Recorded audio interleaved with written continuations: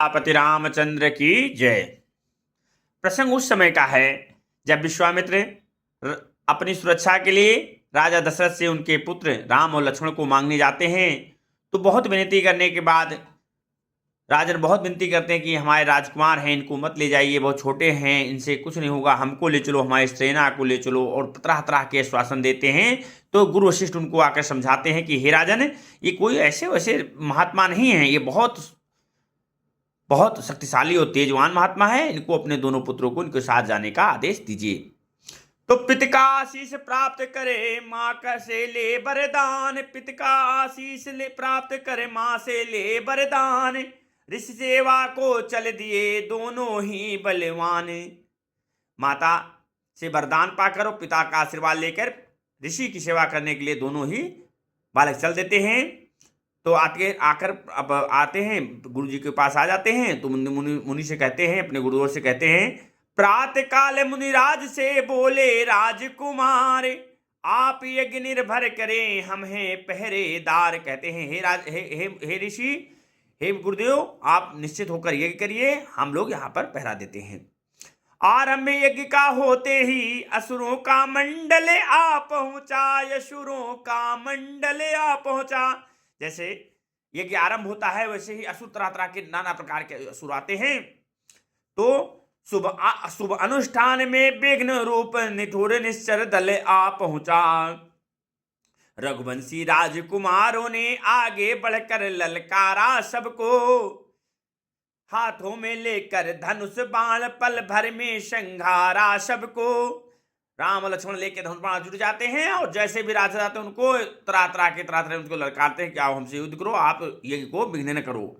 जब दोनों विजयी सिंहों का यह अवसर पहला अवसर हो, क्षण में सुबह हो रजनीचर को अर्पण कर दिया अग्निसर के, मारीच नीच को उड़ा दिया 100 योजन पार समुंदर के। बन गया स्वर्ग कानन, कांटों में खाली चमन हुआ, हे राजकुमारों सुखी रहो, ऐसा ऋषि के मुख से वचन हुआ।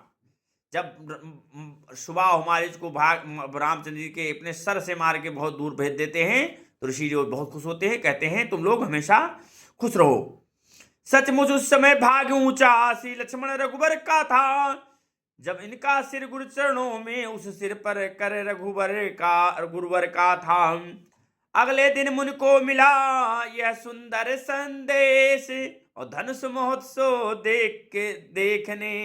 महोत्सव के लिए बुला रहे मिथिलेश। समाचार सुनकर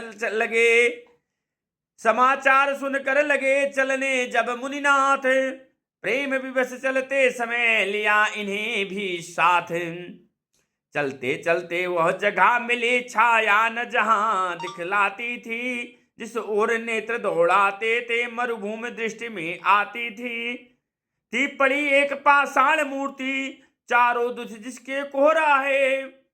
मुस्कुरा कर पूछा रघुवर ने, गुरुवर अचरज कैसा है।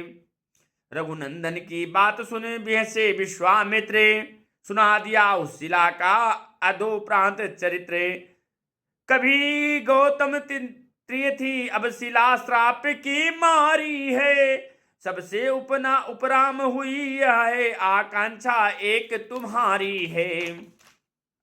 इस पाप प्रतिनी पथरी को पदरज का चेतन चूरन दो, ये पति बता पावन पद दो, जीव मृतन का संजीवनी दो। छुआ चरण से शिला को राघो ने तत्काल, पदरज लगते ही हुई गौतम नारी निहाल। सियापति रामचंद्र की जय।